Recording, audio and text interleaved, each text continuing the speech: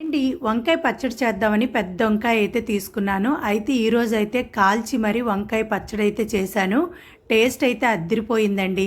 వంకాయ అయితే బాగా కడిగి 4 వైపులు ఘాట్లు పెట్టుకొని, వెల్లుల్లి పొట్టు తీసుకొని చిన్న చిన్న ముక్కలుగా కట్ చేసుకొని, పచ్చిమిరపకాయలు కూడా ముక్కలుగా కట్ చేసుకొని, అలాగే ఘాట్లు పెట్టుకున్న వంకాయ ఉంది కదండి, పచ్చిమిరపకాయ ముక్కలు వెల్లుల్లి ముక్కలు పెట్టుకొని ఆయిల్ అనేది వంకాయ మీద లైట్గా రాసుకోవాలి.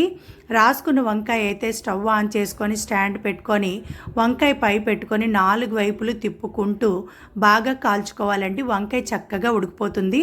అలాంటప్పుడు కాడ కట్ చేసుకొని బౌల్లో వేసుకొని పప్పు గుత్తితో చక్కగా నేముకొని పోపు కోసమైతే కొంచెం కళాయిలోనైతే ఆయిల్ వేసుకొని పోపు దినుసులు, ఎండుమిరపకాయ ముక్కలు, కరివేపాకు, కొంచెం ఇంగు వేసుకొని పోపు అనేది వంకాయలో వేసుకొని కట్ చేసుకుని ఉల్లిపాయ ముక్కలు, టేస్ట్కి సరిపోయినంత ఉప్పు వేసుకొని బాగా కలుపుకుంటే వంకాయ పచ్చడి రెడీ అవుతుందండి.